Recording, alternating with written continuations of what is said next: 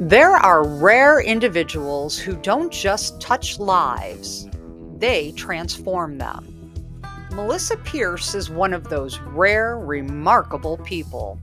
She is a pioneer in the world of equine facilitated healing, a visionary psychotherapist, a world-class horsewoman, a teacher, an author, a speaker, and a force of nature whose impact has rippled across the globe. Melisa is the founder and creator of the Equine Gestalt Coaching Method, a groundbreaking experiential healing modality that pairs the wisdom of Gestalt therapy with the sacred presence of horses.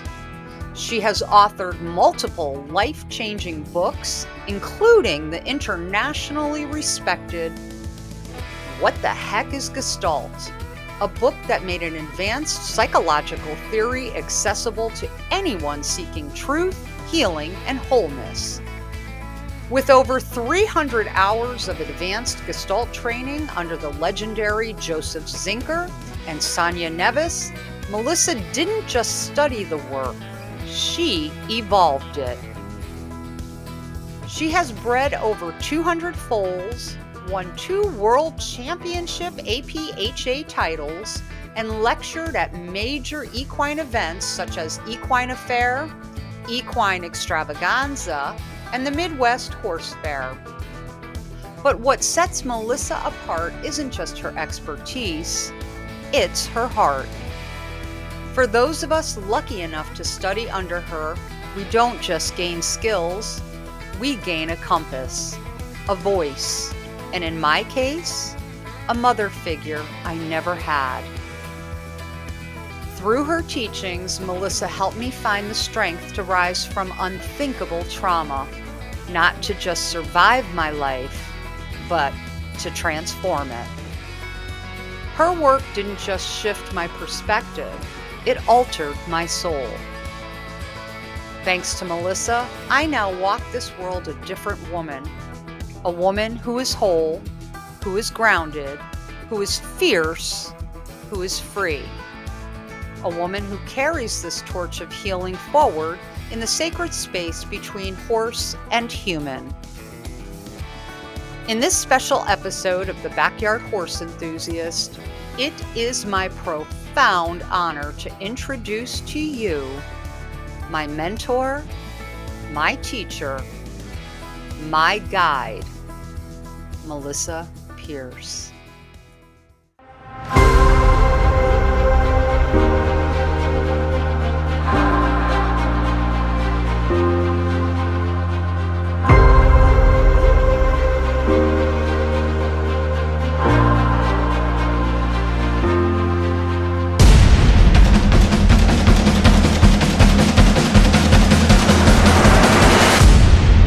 Welcome to the Backyard Horse Enthusiast. Today's guest, it's not just an interview with someone that I admire professionally in the equine world, however I do. This is deeply personal.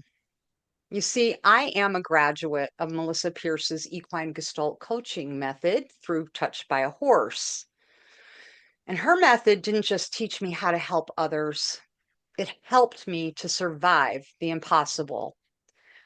And not just survive, but to heal and grow and step fully into the woman that I am today. It's an absolute honor to welcome the founder of this life-changing work to the Backyard Horse Enthusiast. This is a woman whose wisdom has forever altered the course of my life. Melisa Pearce, welcome. Thank you, my love. What a nice introduction. Thank you so much. You are most welcome. And I didn't cry. I felt it welling up and I'm like, no, we're good. We're good. And at that, you know, I'm not happy till everybody cries. So it's good. Yes, I have experienced that more than once. Yes, thank you. We're going to dive right in, Melisa, by asking you, for anyone who is new to Gestalt, would you explain in your own words what makes it so powerful and different from traditional talk therapy? You bet. If I can, I'll backtrack just a little bit. My own childhood was full of trauma. My parents divorced. They had a contentious, horrible relationship. And I say, by the grace of God, the first therapist I ever went to was a gestaltist. So I just got lucky, right? And went to somebody who used this methodology with me. And it was so powerful, so life affirming and changing, just rerouted my brain. I was about 20 years old at the time. And I fell in love with it right there because I didn't want to have to practice what I was going to say to the therapist and then say it to the therapist and then rethink about what I said to the therapist and then think about what I'm going to say to the next therapist. It's exhausting, right? Mm, So for me, Gestalt is an experience. It is a format that allows whatever's unfinished within us, whatever's unspoken, to come out from the subconscious and be made whole. mm. So when we do that, we are less reactionary in the world. We now can have healthy responses in the world. So Gestalt is the most powerful, quick, efficient way to go about that.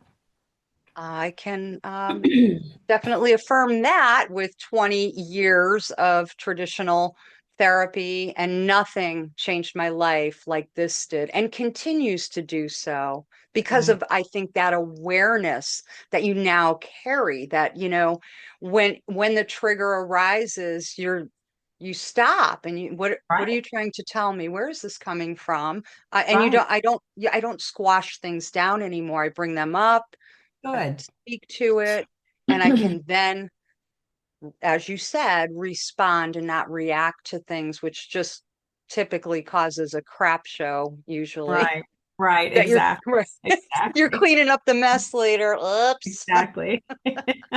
That's And good. you've trained with Joseph Zinker and Sonia Nevis, two Yeah. giants in Gestalt therapy. How did those experiences shape your personal approach to healing?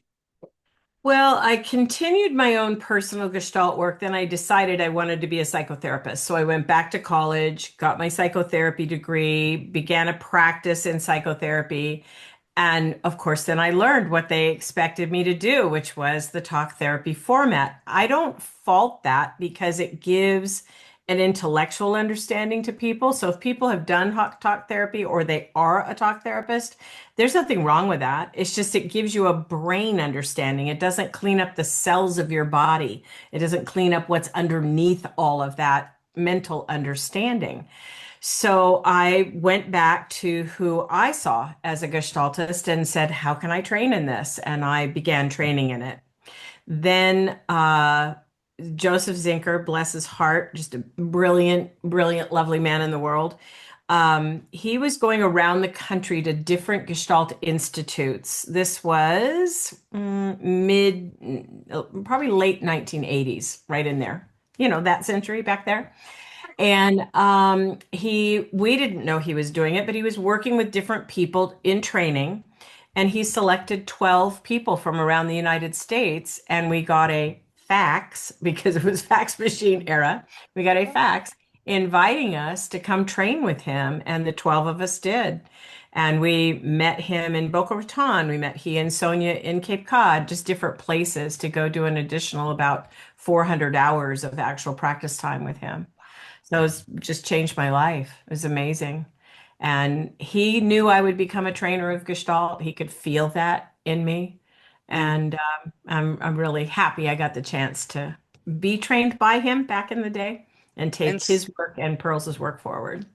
sure. And so are many of us who have reaped Thank the you. benefits of it. Yeah. Thank you, thank you, Yeah. thank you. Yeah. And your book, What the Heck is Gestalt, makes this modality way more accessible. What inspired you to write it, and who is it written for? Well, as a teacher of Gestalt, as somebody who dedicates her life to Gestalt, I was buying everybody's book that came out on Gestalt. Now you have to understand, I graduated summa cum laude from Arizona State University. I've done this for many years. I've trained it for another entity plus this. I mean, I know my stuff. Mhm. And And those books were so intellectualized, I couldn't read a page without my head spinning and going, what are you trying to say? What do you Mm, want people to take away from this book? So if a PhD professor of psychology and Gestalt reads it, they're going to understand it. But the average person is going to dance in circles around something that I think is beautiful. mm. So I called my editor and I said, I want to write a book to answer the question, what is Gestalt? It's the most popular question I get asked. But I want to write Dick and Jane's version. Remember Dick and Jane at school? Dick and Jane jump, Dick and Jane walk. I want to write like the very basic, simple. She said, oh, you mean make it accessible? I said, yeah, that's what I want to do. So that was my motivation in the book, was to make it where our clients can read it and say, wow, I understand why this is changing my life so much. Anybody can read it and say, ah, now I get what it is and why I might want to go that direction with my own personal growth. So it was a lot of work to write that little book, but it was fabulous to do, to get it It's the done. book that got me into this program. Oh, good. Thank you. Good to know. Good to Yeah, know. it works. Yeah, and someone like me could read it and understand it. And then Yeah, obviously I wanted more. absolutely. Yeah. Well, boy, did I want more. Three years later. Yeah, exactly. You have helped literally thousands through Gestalt work. What's Yeah. one of the most transformational client moments that stays with you to this day without revealing, Oh. obviously, private Right. details? I'm sure Gosh, there's many. I have so many. Right. I'm sitting here thinking I have one that I tell publicly a lot because there were a lot of us in the ring and all of us were so impacted by it. So if I can tell you that story, I'd be happy to. Absolutely. Please I do. had a quarter horse mare named a Victory Seeker. We called her Tori. She was my show mare. And I had her grandmother, her mother, and her and two of her foals. So she was a legacy horse in my herd and just a beautiful bay mare. And she's in the round pen. I've been working with 10 different women over a 3-day period of time. Each woman had sat directly across from me doing a personal, what we call piece of work. And this woman had waited to be one of the last, if not the last.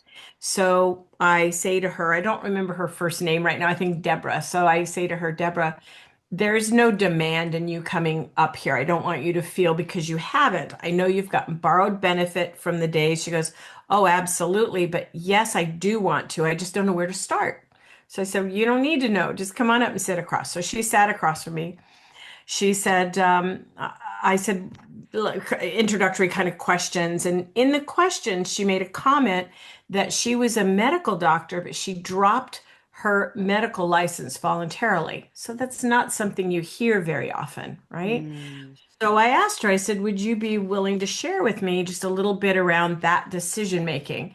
That after all that education, you drop your medical license. Could I hear the story behind that?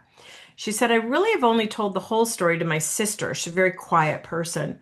Should I be happy to? So my mare at this point walks over on the round pen and she's standing, with a fence between us, but like a foot away, ears riveted, really focusing on this woman for whatever she was seeing in her mind, the horse was picking up. So she tells me, she said, well, I thought I was going to graduate from medical school, marry Mr. Right, have kids, have my medical practice. That was my plan. But I get out of medical school and there's no Mr. Right yet. So I think, okay, what could I do with my life right now that I won't regret? I'll be really happy. So she said, I decided to go to the Sudan in Africa and volunteer my time as a doctor for 2 years. Now, this was, she was 72. This would have been probably in the 60s, early 70s that she did this. So I said, wow, it's quite a decision.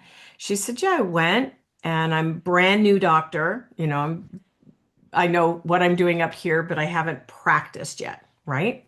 She says, I'm in the Sudan and I realize that the biggest problem these people had was starvation, not something that a medical doctor could help them with.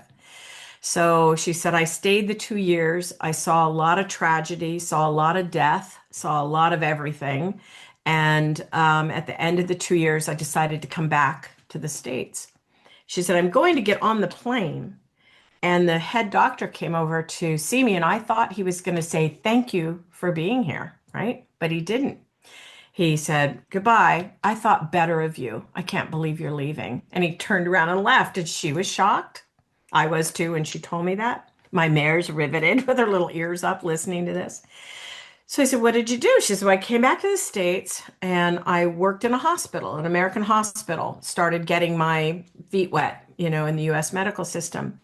And she said the waste in the US medical system was really hard for me to take. So she said for 5 years, I was at the hospital, and every time we would spike the wrong bag of fluids and they'd toss it in the trash and get the right bag, I would think, oh my God, that saline could save a life in Africa, right? Mhm. So it was really hard. And his comment kept a worm in my brain. So I decided to go back. So I go back. And now 5 years have happened, but the rains had come and the Peace Corps had been there telling them how to make cisterns and save the water. So things were growing and starvation was not their issue any longer. So she was really happy about that. And now she's five years out, well, 7 years out, really educated. Still no Mr. Right, she says. She goes back.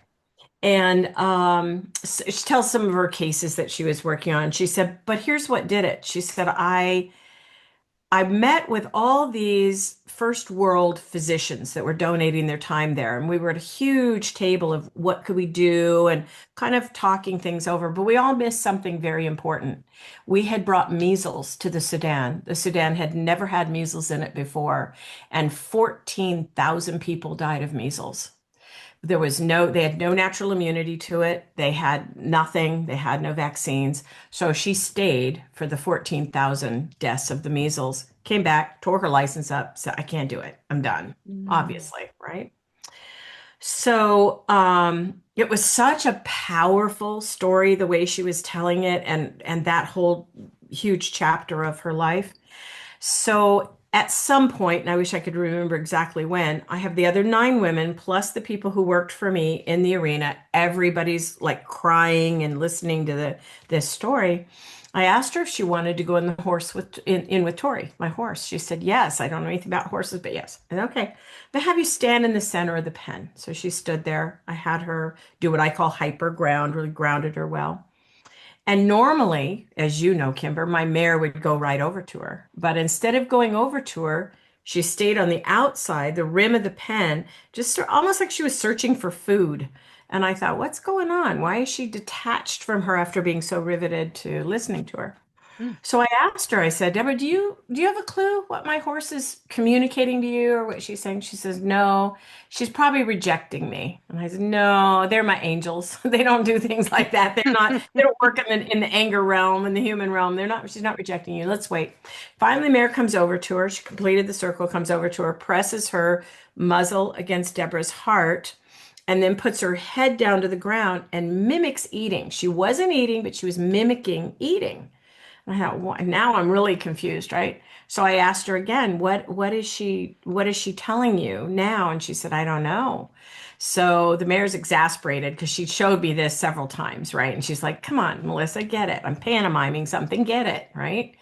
So she takes her, you know this from horses yourself, she takes her forearm, and when a horse anatomically, the way they're built, when the arm comes out, when a horse is pawing, it comes out and it drops faster than it goes out. It's just the way they're built. It's a heavy limb, right? It goes like that. Not what she did. She stretched her forearm out, drug her hoof in the dirt back, kind of some straight lines. And I mean, we're all looking at each other. What is she showing us? She's dragging, and Deborah says, oh my gosh. I said, what's she doing? She said, those women on the first trip, when those children were starving to death, she said they buried their children all over the Sudan on their hands and knees, and they ritualistically did this until they thought they got enough depth to lay their child. Oh, now we're all, and my mare's showing her this, right? We're all like losing it, right?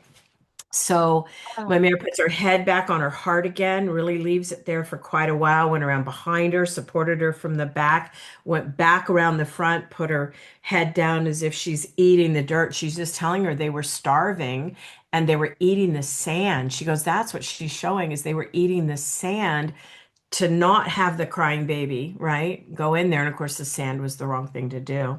And she goes, Melissa, I know what she was doing in the circle now. And I said, please share with me. She said, we weren't allowed as Western medical doctors to see patients until the shaman of the village did a circle around where we were working.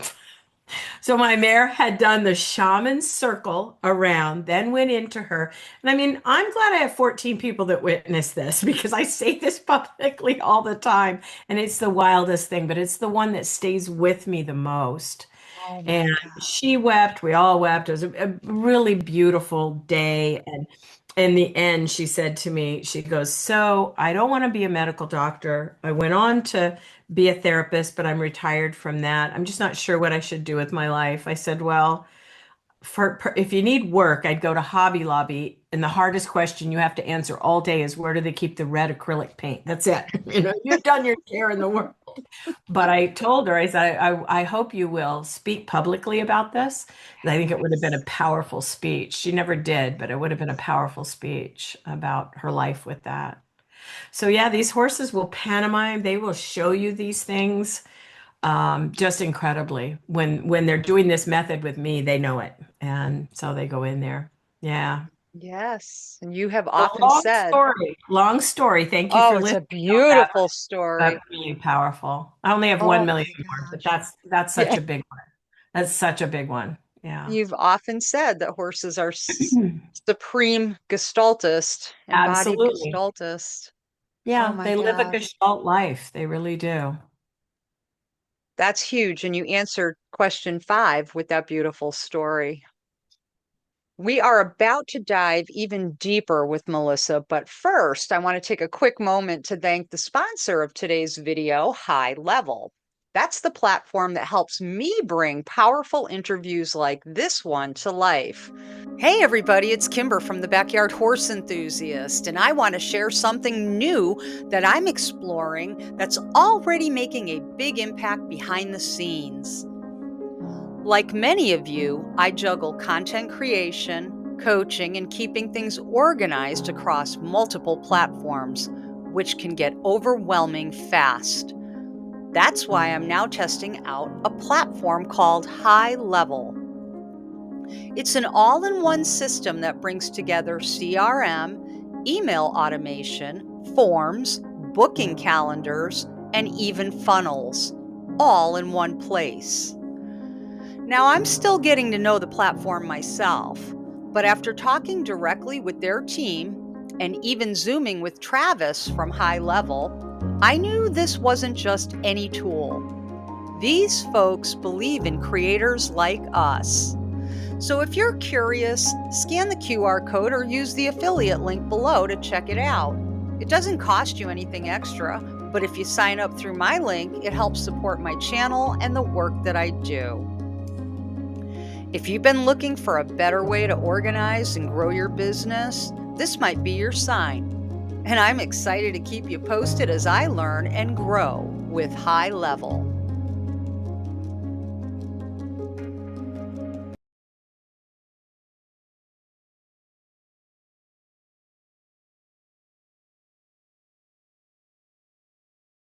All right, let's get back to this powerful conversation with my dear friend and mentor, Melisa Pearce.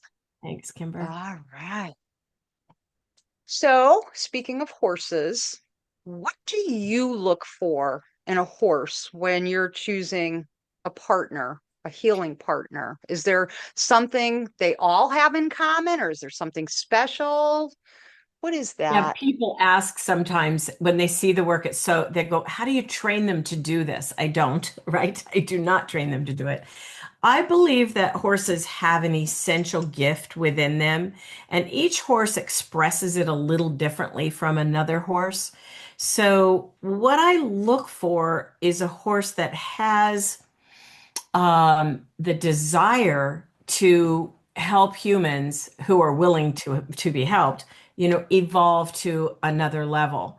So as I say that, some horses have had their relationship with humans burned. They pretty much say, you've told me 1,000 times, this is your bubble, this is my bubble, my business, or you've corrected me 1,000 times, or you haven't fed me. The horses across the world that are not fed well, not well taken care of. So if they've had their covenant, their promise with humans broken, I don't ask them for another thing. I think they should be well taken care of till they leave the planet. But other than that, I'm looking for horses that like people. That always helps. Some horses really just don't, and are willing to hear me when I'm asking them, or any of my practitioners are asking them, "Do you want to partner with me?" Because I never want this to be something a horse has to do. We've asked them for enough, right? They've plowed our fields, we've ridden them to war. I mean, the list is endless with their entertainment. They take us on trails. They do a lot. This should not be something where they're in service to us. This is something where they partner with us. They're a full partner with a full voice and a full input into the process. So, Yeah, but they love doing it once they get it. indeed. I just moved to Canada, as you know, and took Yeah. 6 months to get the arena built and everything done. And we did our first training here last week. And so Congrats. my horses hadn't worked doing this work with me since October. And so start bringing them in. They couldn't wait. They were bucking and playing like, yay, we're still doing Oh, this. It was very sweet. It was very, very sweet. oh, Yeah. I love it. Oh my gosh. Yes. There are my Dakota. I mean, just his interactions with me. I mean, I feel that love. I do yoga with him. Uh-huh. He tends to get stuck ribs a lot. So we do our yoga and all that. And he's so funny because when we're all done, he lets out a groan and then he insists on putting his third eye to mine. It's Yeah. this Yeah. ritual we do every Yeah. night It's nice. after yoga, and Plug he it just in. stands Plug it there. in. It's sweet. It's Really so plug it in. funny. And then he has to put his head behind my back and he goes, whoa, and he pulls me right Right. into his chest. And I'm like, okay, I love you too. I Okay, love I you. love you Mommy's got to too. go. Oh my gosh. But That's the love great. I feel from him is Mhm. insane. Yeah. Oh Well, my God. I love your backyard horse enthusiast, right? That your the concept of your podcast and everything that you're doing. And that is most of people with horses, right? They don't have the big professional career and all that stuff. And I love that because they may not realize right in their backyard, they have a tremendous healer. They have a tremendous healer, but you do have to believe the horse. And that's where I Right. see most of the people who come into training with me, literally their jaw drops and their mind explodes because they go, I've seen my horse do that. I never knew what that meant. I never understood what they were saying, or I didn't understand what he was trying to do. And once they go through it, they're like, wow, they get it. Yeah, Exactly. that's good. Exactly. I listen to everything he has to tell me. Yeah. Truly do. Good. It's funny. He Good. told me one night I had come back from Colorado and I was exhausted. I did a red eye and I was trying to get everything done in laundry. And he comes out of the barn and he stops and he looks right at me. I'm in the kitchen window and I'm like, what? And he looks at me and I'm not kidding. I don't care who thinks I'm crazy. I hear, Right. we're going to break out tonight. And I'm like, don't you dare. And my daughter comes around. She goes, who are you talking to? I said, Dakota. He said he's going to break out tonight. And I looked at, I said, please don't, Dakota. I'm tired. Really I don't don't, need to go right? chase the horse. Right. 12:22 at night. My daughter's at my door. She goes, I think I hear the horses outside the bedroom window. I'm like, not surprised. He told Yeah. me. Yeah. Yeah. He It's was, a and he was just, confession. he was being mischievous. He was like, you were gone for a week. And so now you think I'm you're going going to to show you. rest? I don't think Right. so. Right. Funny Fun. guy. Well, They are Melissa, fun. you have bred over 200 foals and you've won world championship, APHA awards. Yeah. How did you go from the competitive world to the healing space? Yeah. Well, and some of them, it went concurrent for a little while, I will say. So I was very Oh, fortunate as a young kid to be into horses where back in the day, you didn't go to a trainer and take lessons. You're lucky to be alive. So me and my five girlfriends, we had the Lucky to Be Alive barn. And we all have stories that would make great podcasts for that because we're truly lucky to be alive. I mean, parents weren't around, no adults were around, and we were doing what teenage kids will do, young teenage kids will do with horses, you know?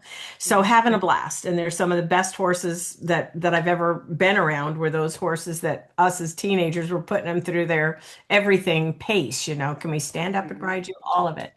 So then I got more serious as I got a little bit older in taking lessons and really learning what to do, and got a nice horse to show and started showing, kind of got into that side of it all.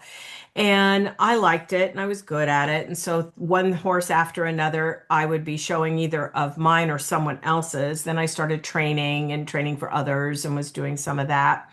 And I loved it and I was doing it for a long time. And I think for me, it never lost sight, even at a world level for me, that I wanted to go in and do the best with my partner that I could do. It wasn't about beating somebody else. It was like, could we get the best ride that we're capable of? So the placing didn't matter, but that's not really the mindset in the show world. You know, Right. it matters to most people in the show world who beats who and how many points they get and that whole thing. Mhm. So it's a big part of the industry, big part of the equine industry in that. Well, concurrent with that, I started into my Gestalt therapy as a young adult and get myself rewired and rethinking what was important to me in life. Then had my boarding farm and my stallion. I was fortunate enough to end up with a three-time world champion all around, which is rare. Like win the trailer and the saddles, like the whole thing. There's nothing that he couldn't do. English, Western, everything, and just a phenomenal personality on him. So we bred him off our Arizona ranch, and that's where I had the majority of those foals. And then started a stallion station as a business and had the top 9 stallions in the nation. Sport horse, tricaners, all breeds, AQHA, all of it that was there. Because Arizona, you can get a mare and foal earlier in the year than you can around the Mhm. rest of the country. So did that, then moved to Colorado and kept on breeding, especially privately. Our own 2 stallions kept on breeding with them and having all these foals. It was a transition right there because I became a psychotherapist. I'm having all these baby horses. I really was over the whole competition showing thing and was working with them more in my psychotherapy. And that's when, bam, it all came together with the Gestalt. I saw what they really wanted to show me, what they really wanted to give me, which was healing people. So everybody's got their own path, and that was mine. And before anybody was doing this, and before the internet, so I couldn't Google it. Anybody using horses to heal people, you know? Right. And then I realized, wow, these guys are my partners. They're brilliant. They have so much to offer, and started in from there. So Uh-huh. yeah. Wow.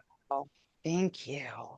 You ever Well, look you ever look back at your life, Kimber, and you think, did all that happen in one life? Like, how did that chapter, right? You have that feeling, how did that chapter and this chapter happen concurrently? We don't see it till we're looking back. We look right. back and we realize, like, wow, I had a lot going on right there, you know? Absolutely. I Yeah. I My do get kids, that. right? Right? Yeah. Yes, I Yeah. do get that. I think about, and people will ask me, they're like, "Oh my gosh, how many careers have you had?" I'm Right. like, How many lives have you lived a in this? lot, clearly Yeah. a lot. And Yeah. they, yeah, like I was a signed artist, a signed Yeah. musician while I am at, like you, simultaneously launching a cleaning company that ended up having Right. multiple franchises in multiple Yeah. states, Yeah. and you just do it. I'm like, well, what you people don't understand is, like, I'm on the tour bus and I've got an attaché case and a calculator and I'm doing payroll and Yep, I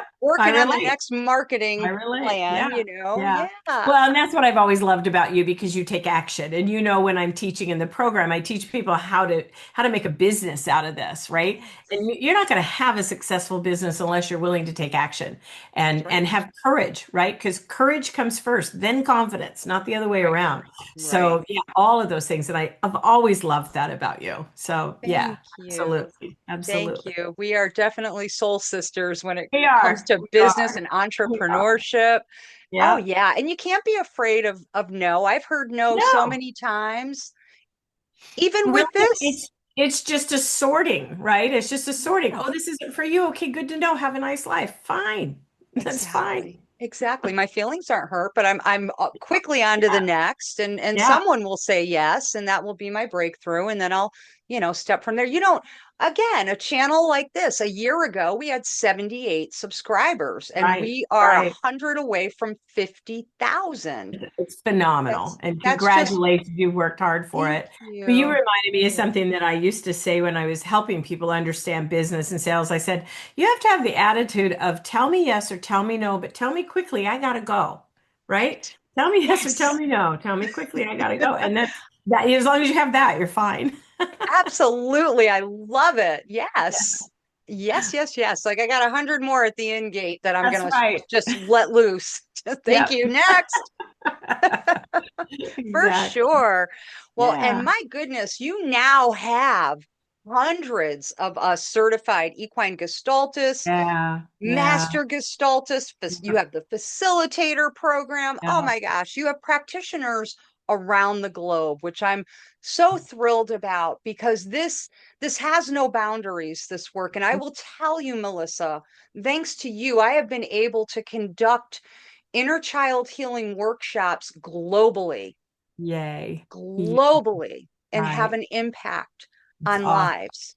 Love To it. have that kind of reach, I Yeah. am not going Yeah. to cry. I'm not going to cry. I'm not I'm going to not gonna cry. cry. I'm not gonna cry. Yeah, we have right now currently a student from Geneva, Switzerland, one from Poland, one from Costa Rica. I mean, from all over the world. And that touches me a lot. My card deck is sold in all those countries now. And my book is getting out there in all those countries too. It is one globe. No matter what politicians want to lead us to believe, it's a That's right. world, it's a globe, it's a humanity, it's a Absolutely. community. Yeah, for sure. Absolutely. I had a young gentleman from India and he was so brave. He showed up. He had to get up at 4:30 in the morning. That's what time our Zoom call was Yeah, with yeah. all these ladies, all these women. And he felt so loved and so Good special. for him. Oh my Good for gosh. him. And your card deck, hey people, Yeah. viewers, you'll see that QR code floating about. Well, that QR code, if you scan it, that's going to take you to Melissa's site, Touched by a Horse. If you want to be part of this program, if you want to read one of the many books that Melissa has authored, if you want a that card deck, let me tell you, in group, they would not let me sign off on group until they Right. were, can you pull a card? Pull a card, pull Right. a card, Right. take a Right. picture, Yeah. send it to us. It meant Yeah. it, every card pulled resonated Yeah. with 10 people in a group. They were like, oh my gosh, I feel like that card was picked just for me. I'm like, it kind of Well, I mean, it was. is. It's kind of magical, right? And that's Yes. how that works. So, yeah, gosh, Yes. I did that. I did that in 2001. So it's been around, and we're actually getting it translated into Spanish right now because Spanish is such a big language around the world as well. So we're getting Oh it my translated gosh. into that. Yeah, yeah. So it's Wow. I'll have to powerful. get that so I can brush up on my Spanish. Yeah. What is it meant to you to watch this movement? This is your movement. You created this. What has it meant to you to see It it grow? It's a wild feeling in an industry that, as far as I know, myself and two other people that I know were experimenting back then around horses as healers or teachers in some way. And the three of us have spoken many times going, is there anybody else in this club where we were? And we haven't found them yet. I do feel that the horses made that calling on my life. They showed me clearly what this was about. And again, all of your listeners, you get shown things, but you've got to pick it up. You got to pick up the phone and go, I'm willing to do that, right? You know, you're willing to do that. Right. So, I mean, the deck came to me because I love decks. I love all kinds of different, decks and things. And so I was looking for one that had to do with horses, and there weren't any. Now there's several that have copied mine, but there weren't any back then. And so then I realized, wait a minute, I'm not being asked by the other side to find a horse deck. I'm being asked to create a horse deck. And Jan Taylor, the beautiful artist, was a dear friend of mine. And so we combined ourselves together and did that beautiful deck. And it's been awesome. I have a veterinarian who just ordered some again from me today. He's for probably 15, 16 years. His backyard beautiful horse, he gives them that deck as a healing gift from him. Like, I'm so sorry for your loss. And he gives them that deck. I think that's beautiful. That is, oh Yeah. my Oh my gosh. God. And Yeah. your deck for many years stayed in the center of our dining room table. And when we would have guests over for dinner, that was part of our thing. Yeah. And it really helped conversation too, but everybody got to pick a card. And then Yeah. it was them. Deepens conversation from what's playing on Netflix now to real conversation and connection. Yes. Yeah. Yeah. Yes. Exactly. It was the Yeah. highlight of our meals for Fun. sure. You bet. You bet. You have lectured at major events like Equine Affair, Midwest Horse Fair.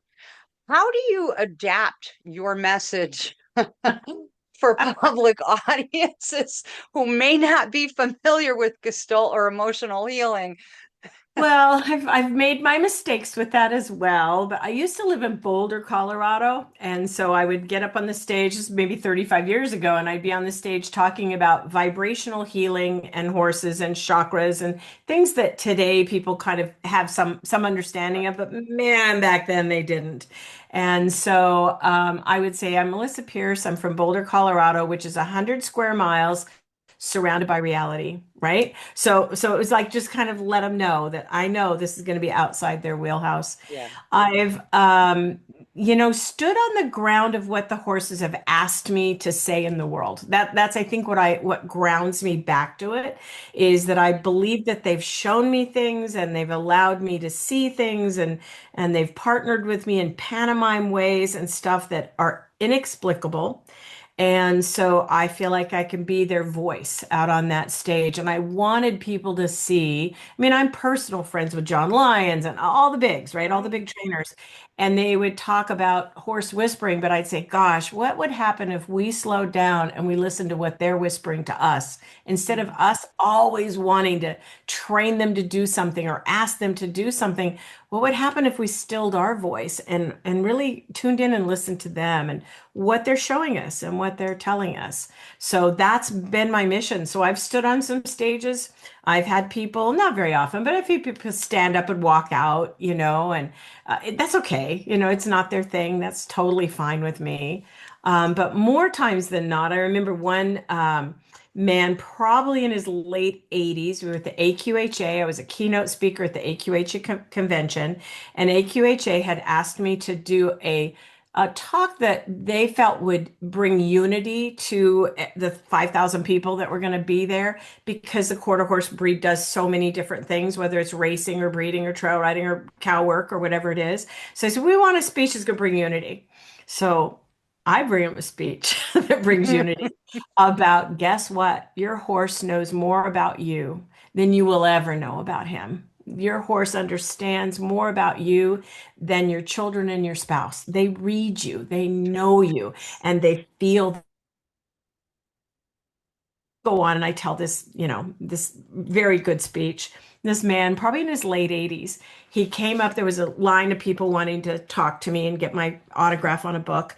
And in the long line, he comes up and he turns around and he says, back up, back up. I need some space here. So the line kind of backs up. I don't want him to hear me, but I've known what you said was true. My horse, it was like going to a gypsy reader, this horse. He could tell everything in my life. He was so cute. And he goes, exactly what you were saying. He knew if I was in a good mood or a bad mood. I don't, so he was just darling. So it was like, yeah, you get it. You get it. They've got so much to offer. Yeah. Yes, and thankfully, more and more are getting on Yeah. board with this. And I have to say, like, even in my last interview with five-time Olympic rider Ann Kursinski, she Yes. really focused on this and how Good. important this is. And it's like, Good. Good. thank you, They're thank getting you. there, right? They're getting there. Yes, Yeah, yeah, for sure. indeed. Well, I look at how, because your backyard people, that term I love because it just means they're close in our hearts, in our homes, and in our yards, and having coffee Mhm. with us in the morning, right? So yummy. Yes. But I think about asking for them to ask themselves, when are you truly your happiest? And many of us, as horsewomen especially, go out with the horse. Maybe we ride, maybe we don't, but we clean their water bowl out, make their fresh brand, clean their stall, fluff up their stuff. We do all this stuff, give them a bath, trim their mane, whatever we're doing. We look like a homeless person, right? We're a total mess. They look beautiful and they're on fresh sawdust and fresh water and they look great and they feel great. They've had their exercise and they're all good. And we look like a homeless person, but the smile that comes from inside of us is irreplaceable. It's sometimes the happiest that I ever am, but most of the women I ride with and talk to, they go, that's pure joy. That's Yep. pure joy when we've Yep. had this great morning with them and like, yeah, and that smell and yeah, it's great. That that's usually when we have to go to the grocery store too. We're Oh, we like, "Whoa, always look have to stop. at." And horsewomen, we see each other dressed up. We go, wow, I didn't recognize you. So yeah, Right? that's it. The banquets, those were always the Right, best. The right. banquets. Huh, is that you? I've You never seen clean up you without, well. You clean up well. but it Yeah. it feels like you were bathed in just all the best stuff. You're right. And you got to go back and you got to look at them one more time. Oh Look at yeah. you. Oh yeah. And before they roll. Yeah, for sure. Yes. Yes. Dakota's white. He's Yeah. dirty Yeah. Dakota. He's chrome. I always say that's chrome. Not for long, not Oh, with Dakota. no. Oh I know my that got gosh. repolished again. For sure. So, as we mentioned earlier, you and Dane just relocated to British Columbia. We did. We You did. did. What does this new chapter feel like for the both of you? And how do you envision continuing your work there? Because the landscape's a little bit different. Totally.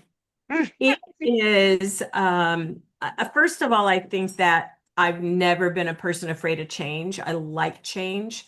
And we had a gorgeous facility in Colorado. We had worked our hearts out to make sure it was exactly what we needed for the program. Program is 18 years old this year, so I've been doing it 18 years teaching what I do. And we came up to British Columbia to see some friends and to travel around here. And we stopped at this farm to see Sheila and Jim, who we knew from breeding horses. They bred thoroughbreds and standardbreds for years and years and years. And they were in their 80s and were getting ready to put the farm on the market and change their life up. They now live in a house with a boat dock and they've changed their life completely.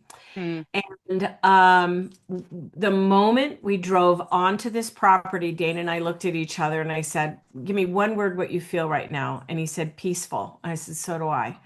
Unbelievable. 160 acres in a pine valley, pine trees down one mountain. We own like a third of the mountain over to the other side, river running through it.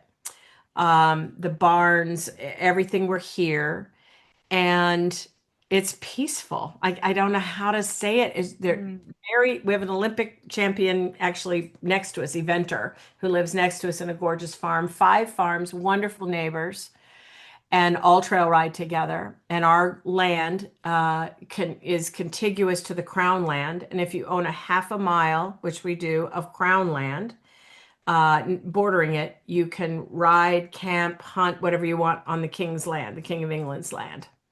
And we've got that. So nobody's up there, but the 5 farms can go up and do whatever we want on it. wow.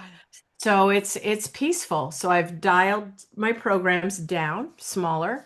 Used to carry 65 in the program you went through it. I'm carrying 40. We have 2 openings in July and for July right now.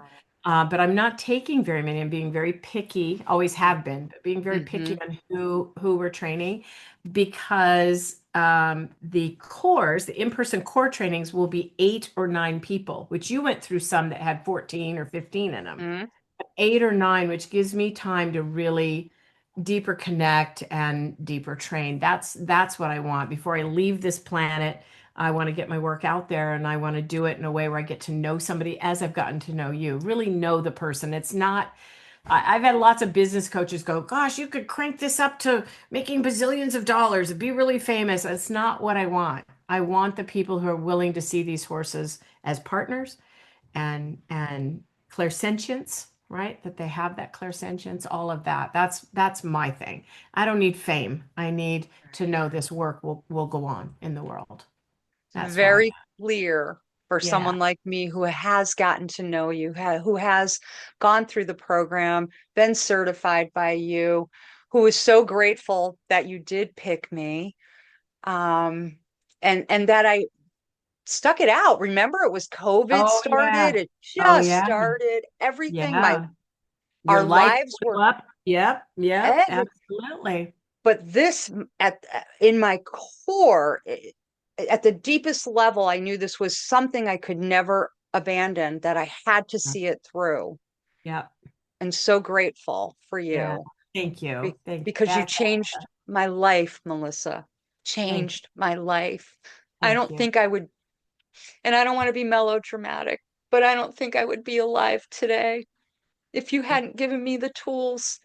Yeah. So, Thank And that's my real payoff because I hear that more than anything else that my graduates say to me is how much this has helped them transform their life into who they really were meant to be, back to their original design. Stuff happens to us in our life, right? But our original design we came in to do sometimes needs the restructuring and the polishing and all of that to get there. So thank you, Kimber. oh gosh, when I started, I didn't think it was possible to be where I I am right remember. now. I remember. Just didn't. I thought I was so damaged, I so remember that. completely damaged that it's like, well, we'll try. I'm not so sure we're going to be able to glue all the pieces back together again, And but I I think am, your compadres in what we call our herd, the group of students and graduates, they even looked and thought, wow, I don't know that she's going to be okay to get through this and be able to train, to learn right in the beginning. And by the end, they were wowed by you. So don't ever underestimate yourself. Yeah. I And won't you've ever beautiful again. things. And this Thanks to you. podcast, this Backyard Enthusiast, is a gift to so many people who I'm sure love tuning in to see what's she up to now? What's she doing now? Oh my goodness, thank you for that. Yeah. In a world that's filled with burnout and Hmm. definitely emotional overload, what simple advice would you offer someone who's never considered coaching or therapy with horses? To avoid burnout, you mean? To kind of go in Yeah, direction? Yeah, just life burnout. Right now yes. we have social burnout, right? We have so Mm, much going on in the country that is in the US that is really hard for people right now to just where do I fit in? Where do I belong? What should I listen to or believe? So I would say turn the noise down quite a bit. Turn all the noise down. Remember, you have your life, you have your dreams, what you want. And sometimes the healthiest thing we can do, if there's something big, the world goes into something really big, your friends will tell you about it. Just tune the noise down would be a lot. Tune down the social media, tune down news on TV, tune down all of that. Spend time with your horses, the blessing that they are in wanting a good relationship with a horse. I always say, if I wanted to have a friendship with you, Kimber, but my rules of friendship are I see you when I want to see you. I see you as long as I want to be there to be with you. I decide what we're doing. You need to do your side correctly, by the way, or I'll get you in training. And I'm really interested in doing what I want to do all the time. That's not a relationship. That's not a friendship. And people wouldn't do it. But we do it accidentally to horses all the time. So, we need to remember every once in a while to show up with them without agenda, without a watch on, mhm. without agenda, calm ourselves down, and just really see what they have to offer us. Because going out with a chair and a book and reading in the pasture can be some of the best things in the world to do, right? Yep. Going out with hanging a hammock between two trees and taking a nap out in the pasture, those are some of the best things. And sure, your horses might dump you out of the hammock on the ground playfully, but they're going to examine you, they're going to work on you. But that's a relationship to come out and go, well, what do you guys do today? We don't do a lot, right? And I think if we can slow ourselves down, not all the time, but once in a while, slow ourselves down to the rhythm that horses truly have. Will they run? Yes. Do they want to run? No. Are they in a hurry? No. If we really watch them, really observe them, in their everyday mode, it's slow and gentle and Hmm. quiet and zen. And they move from this blade of grass and they look up and they take in the world and they go, oh, that looks good over there. And they move over there. We're busy directing them. Okay, lope over here and run here. Just learn to be more like a horse, really Indeed. solves burnout. Be more Absolutely. like them. I resonate with that. I do have a hammock at the barn Do that I you? put in the, oh yes, oh I think it's yes. great. I think it's great. The Yeah. facility owner will drive by and she'll be in the little whatever, and she'll go by and she goes, now that's what I like to see. And I'm just Yeah. hanging with Just Dakota and we're relax. just Yeah. taking Yeah. in life. It's Right. beautiful, beautiful. Melissa, Yeah. I'm going to get you out of here on this. I want to Okay. thank you very much for Thank making you. this appearance with us today and sharing Yeah. so much of your wisdom and knowledge with us. And to anyone, again, you have seen that QR code float across the screen multiple times. And if you missed it, it's right there. Look, look, look, it's right there. But if you miss it, it's in the description box. And if you miss it in the description box, go ahead and check out the pinned comment because it's there as well. If you're interested in the program, if you're interested in finding someone to do work with, Melissa does have a database and she can get you in touch with someone. Also, anything you want to know about Melissa and the work that she does is on that website. So please don't hesitate. The time to start living is now. To walk alongside someone like Melisa Pearce is to remember what it means to live in truth, to heal with intention, and to believe deeply in the power of partnership between horses and humans.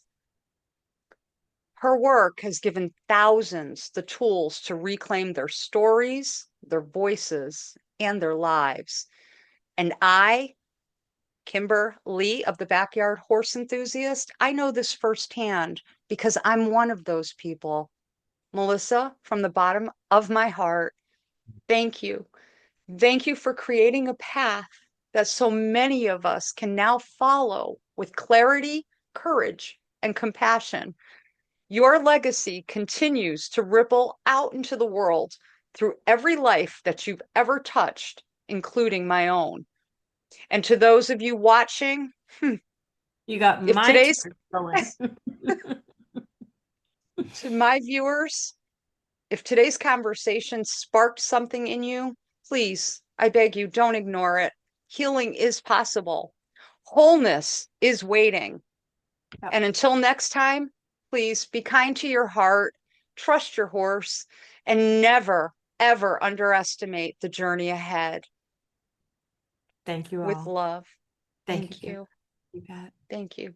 Thank you for giving me my life. Truly. Uh, thank you. I'll It's, never be the same. And you're it's doing thanks to you. you're doing beautiful work in the world, and that's what I wanted. So thank you for doing my work in the world. You believed in me, Melissa. You Good. believed Still in do. me and you gave me a chance. Thank you. And I was never going to let myself down or you down because I was like, this woman that I look up to believes in me. Yep. And so I will as well. Awesome. Thank you. Thank you. Until we meet again, and we Yep. shall. Yep. Bye for now.